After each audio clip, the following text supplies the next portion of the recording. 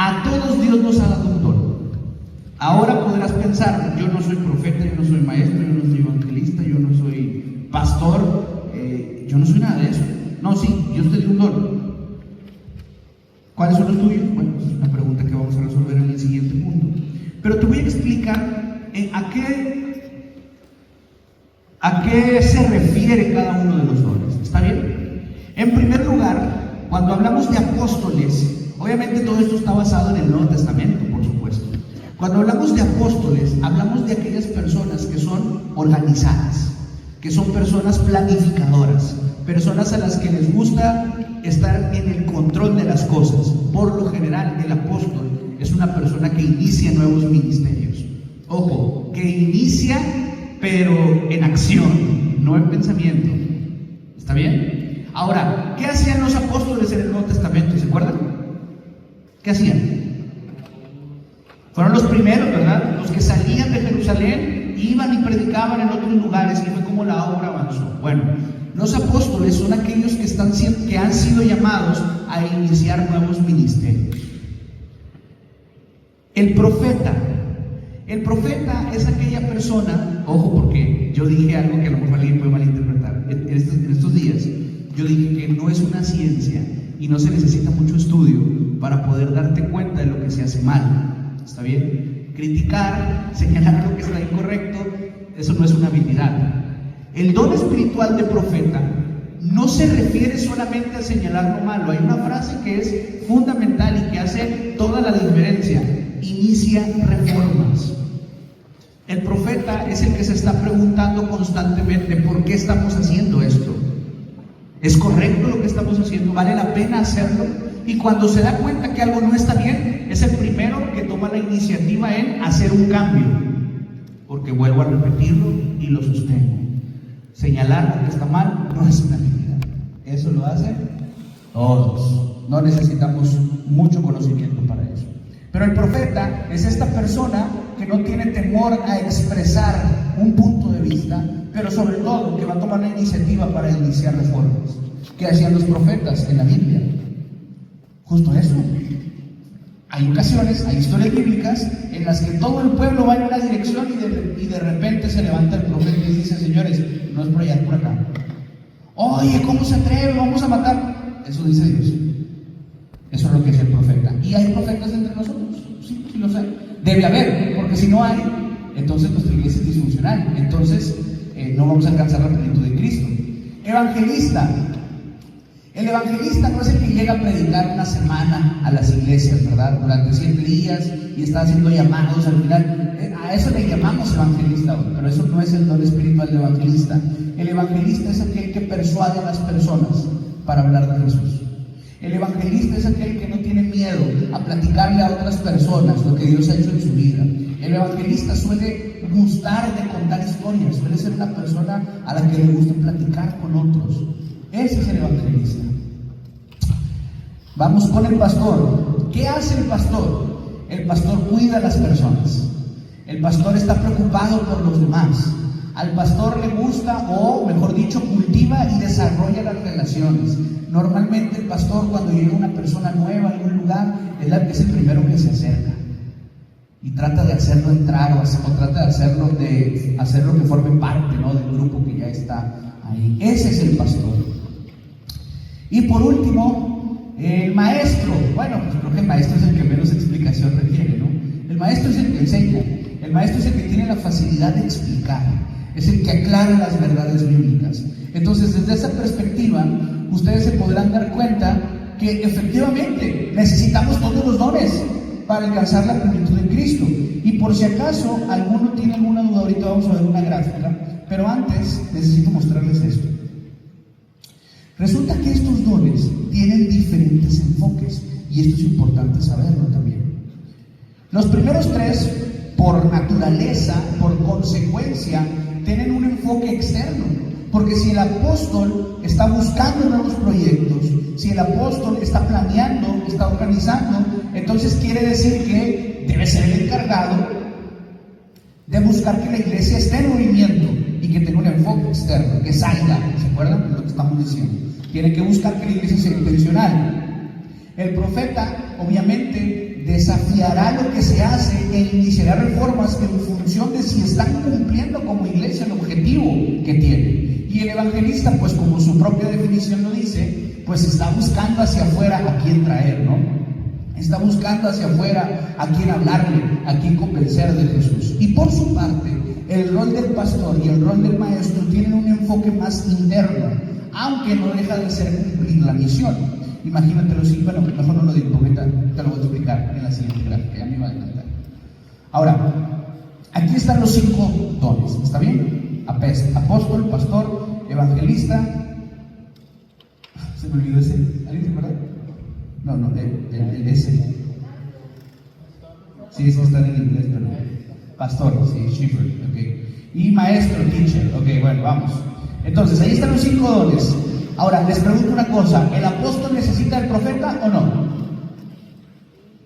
¿Ustedes creen que el apóstol necesita el profeta o no? Por ejemplo, el apóstol va a pensar en expansión y el profeta se va a encargar de que haya un enfoque en Dios. O sea, el apóstol va a estar pensando, tenemos que crecer, tenemos que alcanzar nuevos lugares, y el profeta se va a encargar de decir sí, pero que no se nos olvide que esto es obra de Dios. Porque a veces pasa en algunas iglesias, lejos de la Baja California, que cuando hay bautismos parece que estamos celebrando otra cosa, y no que la gente se entregó a Jesús. ¿Me siguen por lo que estoy diciendo? Bueno, el profeta va a decir, momento, sí, hay logros, pero el logro tiene que estar centrado en Dios, no en otra cosa. Ahora, ¿el profeta necesita del pastor, sí o no? Claro, porque el profeta va a actuar sin preocuparse por las opiniones de los demás. El profeta no se va a poner a pensar, ¿será que Fabián se va a sentir mal si yo digo esto que es palabra de Dios? No, el profeta no va a pensar en eso. El profeta va a hablar simplemente. El profeta va a decir lo que Dios le dijo, lo que Dios le está mostrando. Pero el pastor, el que cuida de las personas, él se va a encargar de que esto que el profeta diga tenga sentido para el resto de las personas. Es decir, que va a conectar esas palabras con la comunidad. Ahora, ¿el pastor necesita del evangelista o no? Sí, porque el pastor lo que hace es conectar a la gente y el evangelista trae a la gente. Entonces, ¿a quién va a cuidar el pastor si el evangelista no está trayendo a las personas? El pastor necesita del evangelista. ¿Y el evangelista necesita del maestro? Ayer me preguntaban, o ayer mencionaban algo que yo les decía y que rápido me pronuncié, porque son esas cosas que a mí me apasionan. Mucha gente que dice, estamos metiendo a gente en la iglesia, pero muchos están saliendo. Y yo les decía lo mismo que ahora les voy a decir ahorita. Ustedes no repliquen esa información, no repliquen esa idea, es una falacia. Una falacia no es lo mismo que una mentira. Cuando hablamos de una falacia, hablamos de algo que argumentalmente está mal. La gente no se está saliendo porque estamos metiendo más. La gente se está saliendo porque la iglesia no está en movimiento. Y porque la misma iglesia, los mismos miembros de la iglesia dicen, es que la iglesia no se encarga de cuidar a los suyos. Pero tú que eres parte de la iglesia, nunca en la vida le mandaste un mensaje a esa persona que se entregó a Jesús. Entonces, ¿con qué autoridad moral vas a decir que la iglesia no cuida a los suyos? No, lo que la iglesia tiene que hacer es moverse, es estar en acción, es estar cumpliendo la misión. Y si todos estamos cumpliendo la misión, cuando el evangelista traiga a las personas, ¿qué va a hacer el maestro? Les va a enseñar, va a estar cumpliendo la misión. ¿Y creen que se van a ir? Sí, seguramente alguno que otro se va a ir, porque la gente, si no sabía, toma sus propias decisiones y puede elegir deliberadamente irse de alguna iglesia, de algún lugar, pero va a ser menos, porque todos vamos a estar enfocados en cumplir la misión. Entonces, por supuesto que el evangelista necesita del maestro. Ahora, ¿el maestro necesita del apóstol? Por supuesto, porque el maestro va a estar enseñando de manera constante, pero el apóstol tiene que traducir ese conocimiento en una obediencia a la misión con los ministerios que van a existir. Entonces, digamos que cuando leemos o cuando estudiamos la parte de los dones espirituales, llegamos a varias conclusiones. Todos tenemos dones, los dones los da Dios, ¿verdad? Todos los dones son necesarios para poder alcanzar la plenitud de Cristo. Todos necesitan del otro, necesitan estar presentes. Ahora, quiero hacer una pregunta para reflexionar.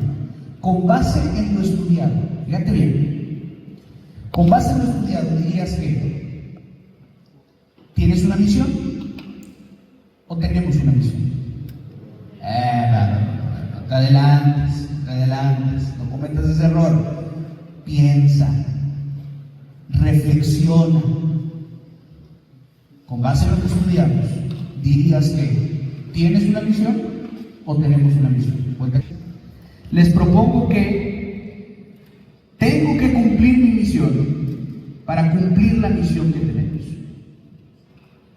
Hay riesgos en ambos lados, ¿no? Si yo pienso que tengo una misión solamente, bueno, pues corremos el riesgo de pensar que esto es individual y no puede ser individual toda la vida. Va a iniciar con uno, eso ya lo vimos, pero no se puede mantener con uno. Pero el riesgo de pensar que tenemos una misión es lo que pasa en todas nuestras iglesias. Como es de todos, pues no es de nadie, ¿verdad? Dice el hermano, vamos a hacer obra misionera el sábado a las 3 de la tarde. ¿Y qué piensan todos? No, hombre, van a ir los de siempre, no pasa nada. Solo no creo que se vaya a quedar solo. Va a venir el hermano y la hermana tal y tal y tal, los que siempre vienen. Sí, porque como tenemos una misión que cumplir, nos sentimos representados en uno solo. Pero que no se trate de equivocaciones, ¿verdad? Porque ahí sí es individualizada la cosa. No, la mejor forma de entenderlo es esta: tengo que cumplir mi misión, y si yo cumplo mi misión, la iglesia va a cumplir su misión. Así que, en relación a los dones que Dios me dio, mi llamado en esta tierra, con el Espíritu Santo, hay una pregunta con la que quiero dejar. Vamos a tomar después de esto un break de, 10 minutos creo, porque cuando hablábamos de ministerios personales, te lo dije hace un rato, la idea original de la Iglesia Adventista del Séptimo Día es que el director de ministerios personales coordinara todos los ministerios que cada persona en la iglesia iba a tener. Eso no pasa, ¿verdad? Eso no pasa. No hay ministerios personales. Hay personas que dan estudios bíblicos, en el mejor de los casos. Hay personas que tienen un grupo pequeño donde se estudia la fe de Jesús, y eso está excelente. Otra vez, eso se tiene que hacer, no podemos dejar de hacerlo.